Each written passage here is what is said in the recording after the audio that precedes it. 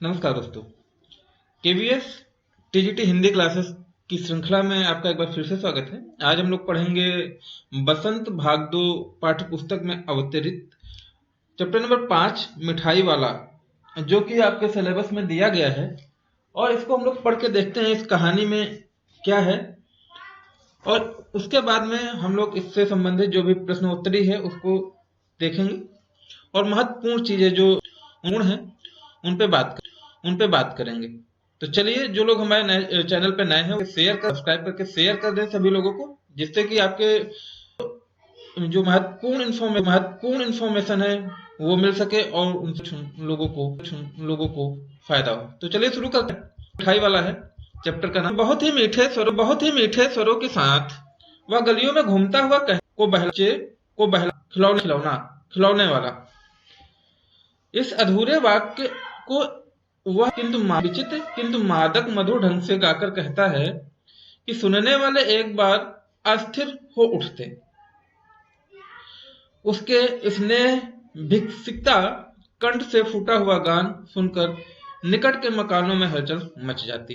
क्या कि वो जो मिठाई वाला है, वो जब आता है कुछ भी बेचने, ये नहीं बातों से ये नहीं प्रतीत होता। और वो जब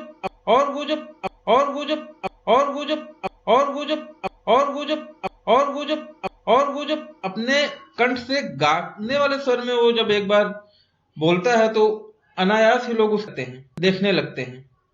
कह रहे हैं कि उनके स्नेह विविधता मतलब ही प्यारे ढंग से जो कंठ होता है, अच्छे कंठ से वो जो है अगर गाना उसका निकलता है तो गांव के जो भी घर हैं, जो वहां के मकान हैं, वहां पे बिल्कुल हलचल मच जाती थी। छोटे चिको को उठाकर छज्जों पर नीचे झांकने लगती। गलियों और उसके अंतर्व्यापी छोटे छोटे उद्यानों में खेलते बच्चों का झुंड उसे घेर लेता, और तब वह खिलौने वाला वहीं बैठकर खिलौनों की पेटी खोल देता। लेखक कह रहे हैं कि जब वह आता था खिलौने बेचने, तो ऐसा होता था कि जो भी युवतियां थी जिनके कानों में उसकी आवाज जाती थी, वो अपने बच्चों को लेकर के जो है छज्जों पर आ जाती थी और छज्जों से नीचे देखती थी। जो मकान के ऊपर जो फर्स्ट फ्लोर या सेकंड फ्लोर या थर्ड फ्लोर जो भी होता है, उसके ऊपर जो छज्जा निकाला जाता है उस पे आ जाते। और कह रहे हैं कि जो पार्कों में बच्चे खेल रहे होते थे आसपास के, तो वहां पे जो है खिलौने वाले को देखकर सारे बच्चे झुंड लगा लेते। तो उसके बाद खिलौने वाला क्या करता, अपने खिलौने की पेटी खोल देता था। बच्चे खिलौने देखकर पुलकित हो उठते। पुलकित मतलब होता है कि बहुत ही खुश हो जाना। वे पैसे लाकर खिलौनों का मोल भाव करने लगते, पूछते इसका दाम क्या है, और इक्का और इसका मतलब बच्चे अपनी जो है तुतलाती हुई आवाज में जो है मोल भाव करने लगते। खिलौने वाला बच्चों को देखता और उनकी नन्ही उंगलियों से पैसे ले लेता और बच्चों की इच्छा अनुसार उन्हें खिलौने दे देता। तो लेखक महोदय कह रहे हैं कि जब छोटे छोटे बच्चे जो तुतलाती हुई आवाज में मोल भाव करते थे तो अच्छा लगता था। खिलौने वाला बच्चों से पैसे ले लेता और जो बच्चों को खिलौने पसंद होते वो उनको दे देता था। खिलौने लेकर फिर बच्चे उछलने कूदने लगते, मतलब बहुत खुश हो जाते। और तब फिर खिलौने वाला उसी प्रकार गाकर कहता, बच्चों को बहलाने वाला खिलौने वाला। कह रहे कि फिर वही गीत गाता था कि बच्चे को बहलाने वाला खिलौने वाला। सागर की हिलोर की भांति उसका यह मादक गान गली भर के मकानों में इस ओर से उस ओर तक लहराता हुआ पहुंचता और खिलौने वाला आगे बढ़ जाता।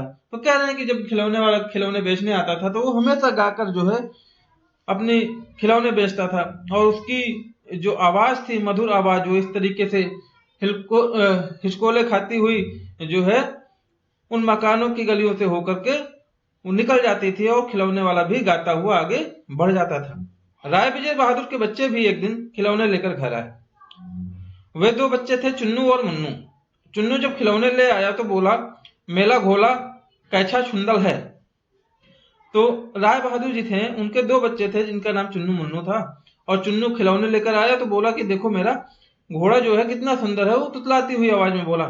मुन्नू बोला, और देखो मेला कैसा छुंदल है। तो मुन्नू भी छोटा था, वो तुतला के बोला कि और देखो मेला कैसा छुंदल है। तो इस तरीके से वो बच्चे बोलते हैं। उसके बाद दोनों अपने हाथी घोड़े लेकर घर भर में उछलने लगे। इन बच्चों की माँ रोहिणी कुछ देर तक खड़े खड़े उनका खेल निरखती रही। निरखना मतलब होता है देखना। अंत में दोनों बच्चों को बुलाकर उसने पूछा, अरे ओ चुन्नू मुन्नू, ये खिलौने तुमने कितने में लिए हैं?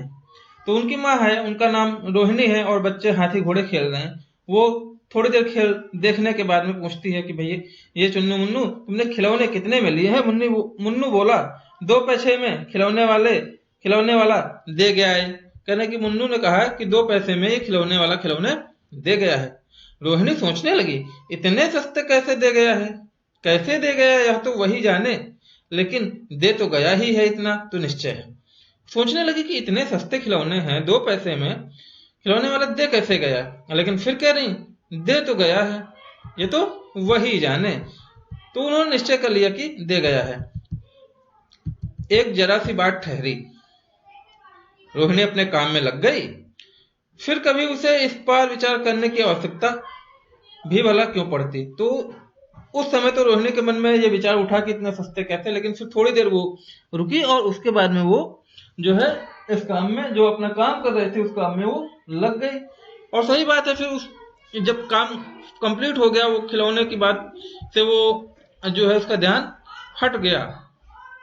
6 महीने बाद नगर भर में 2-4 दिनों में एक मुरली वाले के आने का समाचार फैल गया।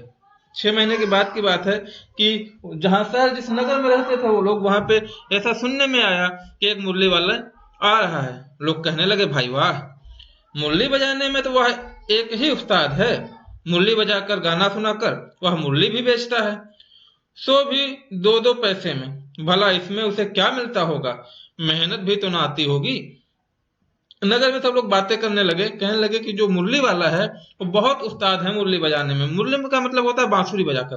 कहना है कि मुरली बजाता है और गाना सुनाकर मुरली बेचता है, वो भी 2-2 पैसे में, इतनी सस्ती। लोग कहने कि उसे मिलता क्या होगा, मेहनत भी उसकी ना जाती होगी। एक व्यक्ति ने पूछ लिया, कैसा है वह मुरली वाला, मैंने तो उसे नहीं देखा।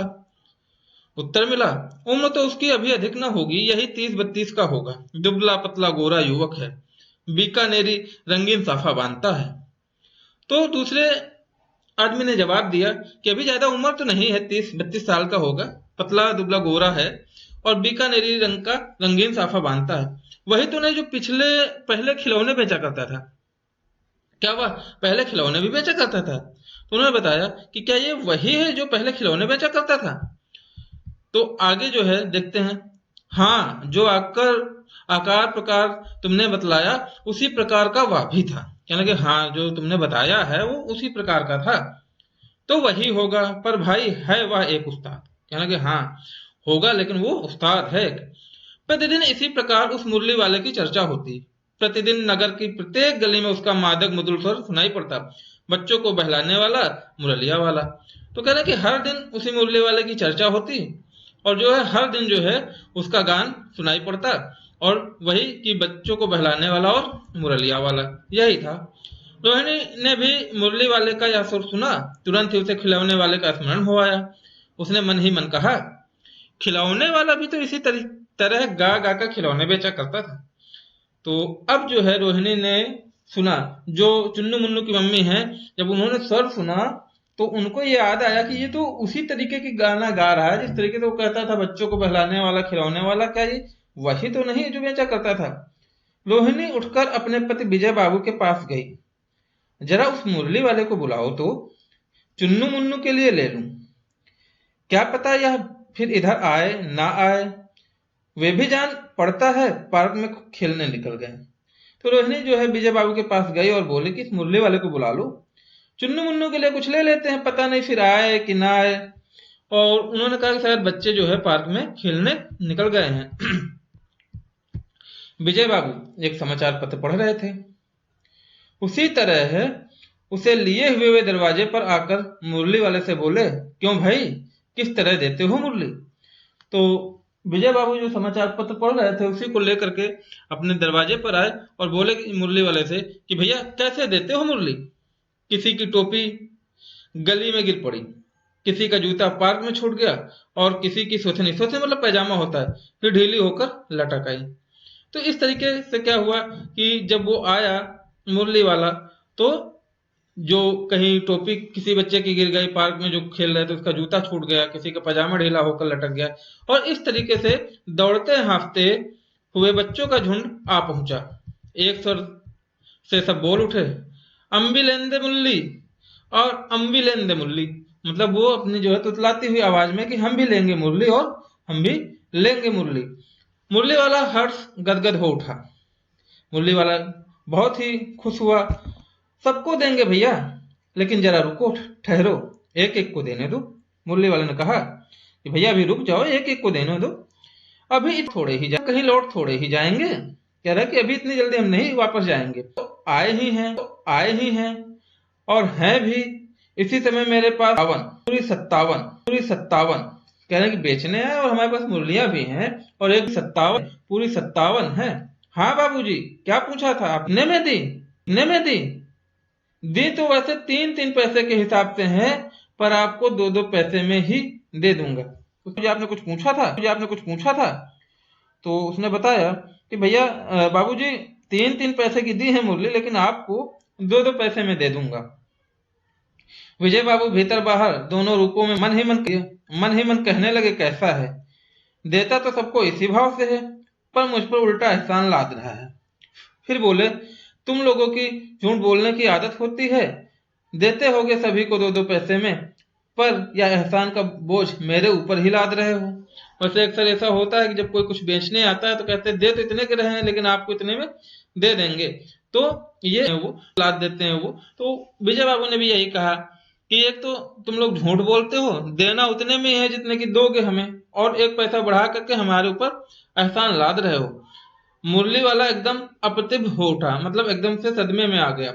आपको क्या पता बाबूजी, इसकी असली लागत क्या है? यह तो ग्राहकों का दस्तूर होता है कि दुकानदार चाहे हान उठाकर चीज क्यों न बेचे, पर ग्राहक यही समझते हैं दुकानदार मुझे लूट रहा है।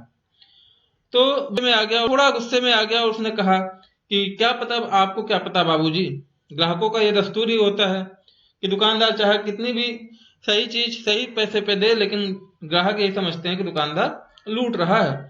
आप भला काहे को विश्वास करेंगे? उसने कहा कि आप विश्वास क्यों करेंगे, लेकिन सच पूछिए तो बाबूजी, असली दाम 2 पैसा ही है। आप कहीं से 2 पैसे में ये मुरली नहीं पा सकते। मैंने तो पूरी 1000 बनवाई थी, तब मुझे इस भाव में पड़ी है। तो उसने कहा, बाबूजी इसका दाम असली में 2 पैसे ही है, और मैंने 1000 बनवाई थी, मतलब थोक भाव में, इसलिए हमें इतने की पड़ी, और इससे सस्ती आपको लेंगी। विजय बाबू बोले, अच्छा मुझे ज्यादा वक्त नहीं, जल्दी से 2 ठो निकाल दो। तो विजय बाबू बोले कि मेरे पास समय नहीं ज्यादा, मुरली हमें दे दो। 2 मुरलियां लेकर विजय बाबू फिर भीतर पहुंच गए। मुरली वाला देर तक उन बच्चों के मुरलियां बेचता रहा। उसके पास कई रंग की मुरलियां थी। बच्चे जो रंग पसंद करते हैं, मुरली वाला उसी रंग की मुरली निकाल देता। तो बच्चों का झुंड तो मुरली वाले के पास था ही, और बच्चे अपना एक एक करके मुरली ले रहे थे, और जो उनको समझ में आ रहा था वो कलर वो बच्चों को बोलते, जो बच्चे बोलते, यह बड़ी अच्छी मुरली है, तुम यही ले लो बाबू। राजा बाबू तुम्हारे लायक तो बस यह है। हाँ भैया, तुमको वही दे देंगे, ये लो, तुमको वैसी चाहिए ना चाहिए। तो वो सबको सबके हिसाब से जो है मुरली दे रहा था। मुरली वाला कह रहे, यह नारंगी रंग की है। अच्छा वही लो, ये आए पैसे। अच्छा ये लो, तुम्हारे लिए मैंने पहले से ही ये निकाल कर रखी थी। तुमको पैसे नहीं मिले? तुमने अम्मा से ठीक तरह मांगे ना होंगे। धोती पकड़कर पैरों में लिपटकर अम्मा से पैसे मांगे जाते हैं। फिर जाओ, हाँ फिर जाओ, अब की बार मिल जाएंगे, दुवन्नी है तो क्या हुआ, ये लो पैसे वापस लो। ठीक हो गया ना हिसाब, पैसे मिल गए। देखो मैंने तरकीब बताई। अच्छा अब तो किसी को नहीं लेना है, सब ले चुके। तुम्हारी माँ के पास पैसे नहीं है? अच्छा तुम भी आ लो। अच्छा तो मैं अब चलता हूँ। इस तरह मुरली वाला फिर आगे बढ़ गया। मतलब कि वो सबसे कहता रहा और सबसे कहता रहा, ये तुमको पैसे मिल गए, तुम्हारी अम्मा ने पैसे नहीं दिए, पैसे ऐसे नहीं मांगे जाते। इस तरीके से वो बात करता रहा मुरली बेच सबको, और जब सबको मिल गई मुरली तो वो आगे बढ़ चला।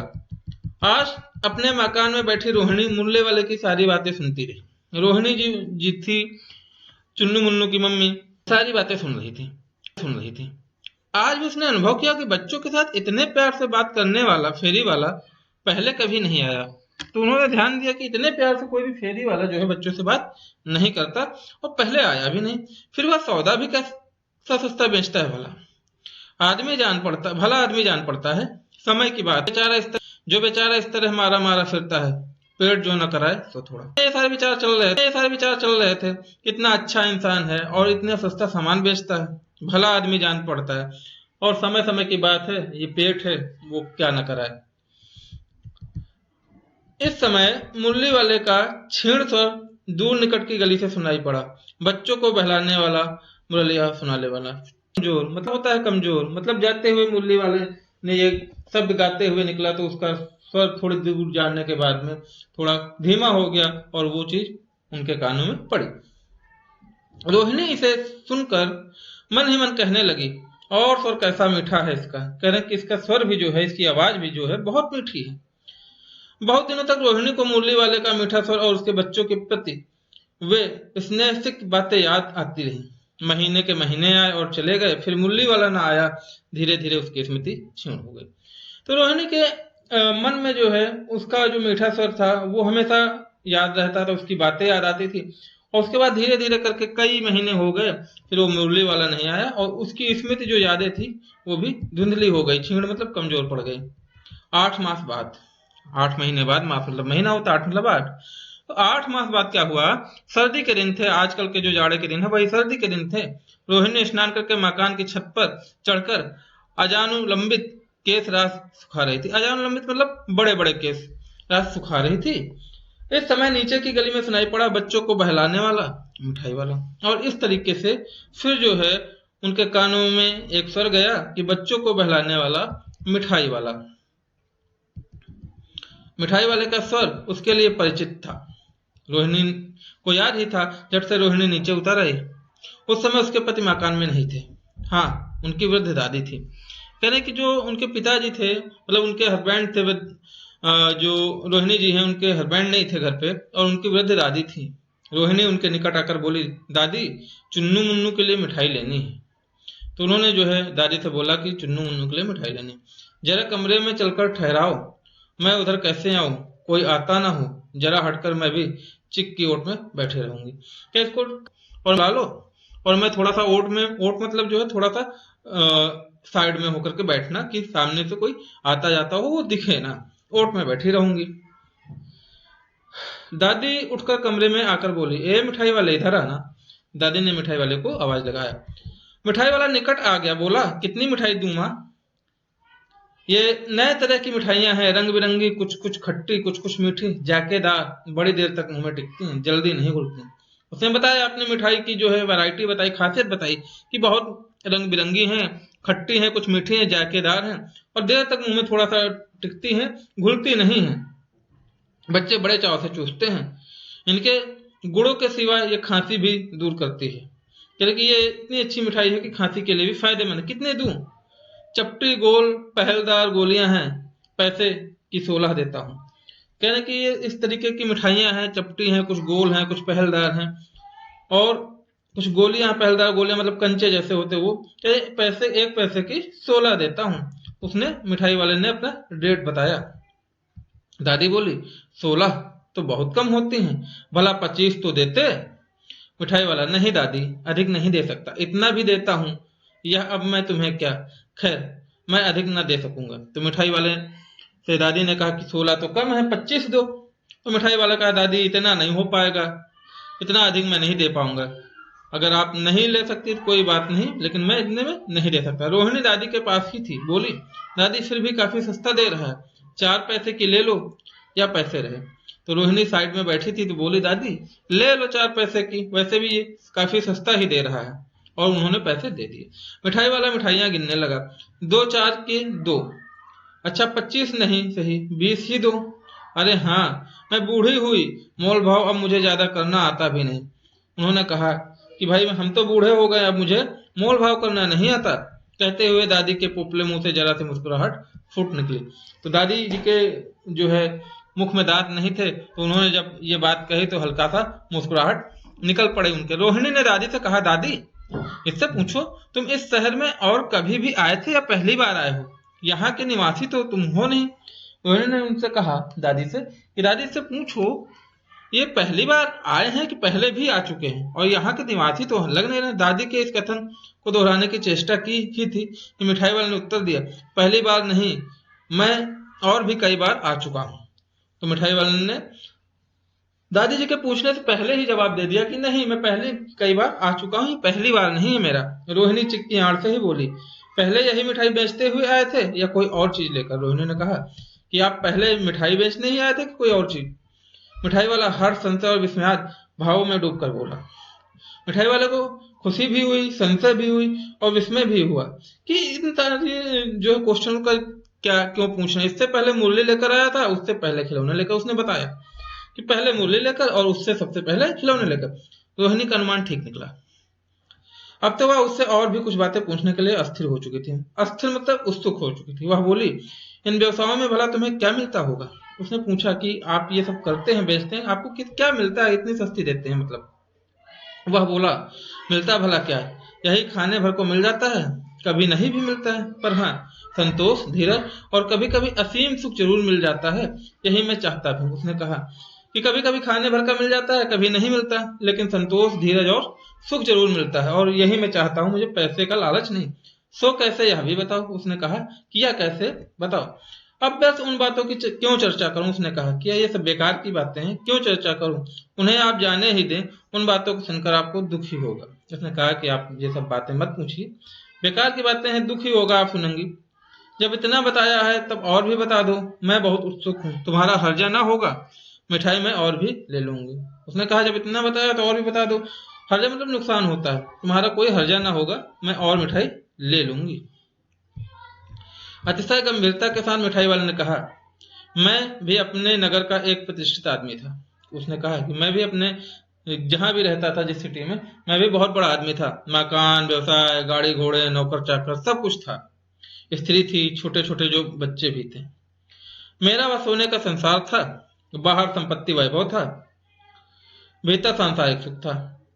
स्त्री सुंदर थी, मेरी प्राण थी, बच्चे ऐसे सुंदर थे जैसे सोने के सजीव खिलौने। उसने बताया, मैं बहुत बड़ा आदमी था, नौकर चाकर, घोड़े गाड़ी, व्यवसाय, मकान, स्त्री और बच्चे सब कुछ थे, बहुत बड़ा मेरा अच्छा संसार था।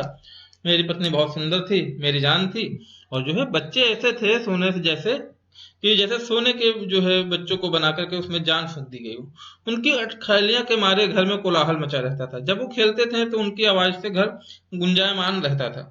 समय की गति विधाता की लीला, समय की गति है और ऊपर वाले की लीला है।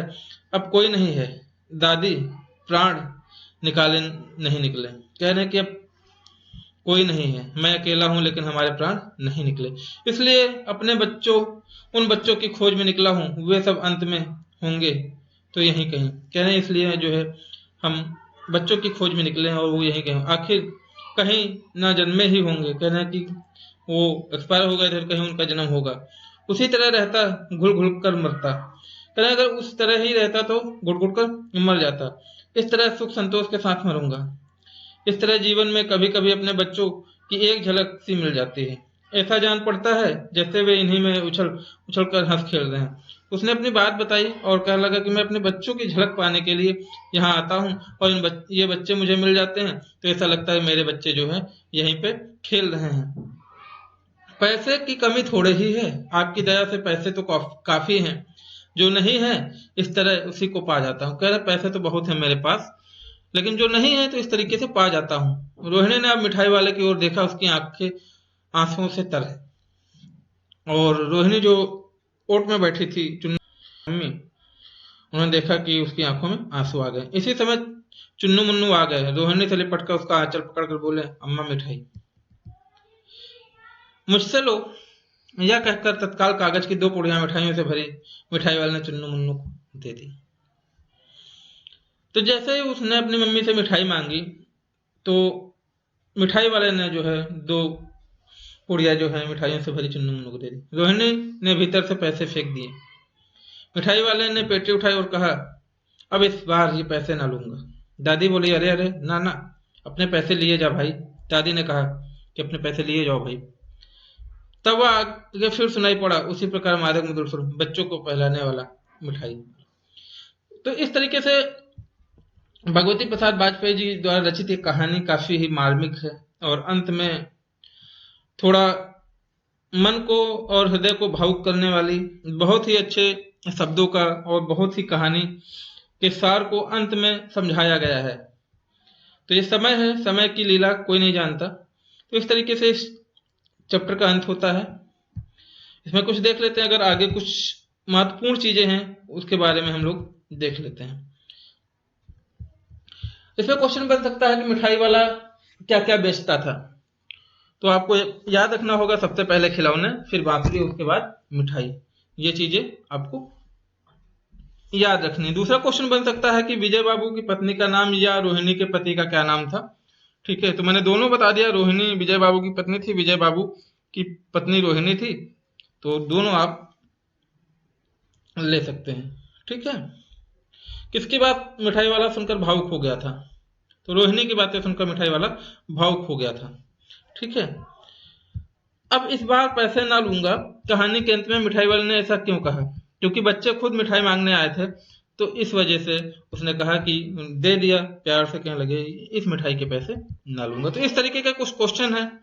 ठीक है, तो आप लोग देखते रहिएगा और कोई भी डाउट हो तो कमेंट करके पूछिएगा जरूर। तो इस तरीके से इस पार्ट का मैं अंत करता हूं। कोई भी दिक्कत हो, परेशानी हो, कमेंट करिए, पूछिए। और अंत में फिर बोलूंगा, चैनल को सब्सक्राइब कर लीजिए, लाइक शेयर करते रहिए और लोगों में ज्ञान बांटते रहिए। ठीक है, मिलते हैं नेक्स्ट वीडियो में, तब तक के लिए जय हिंद।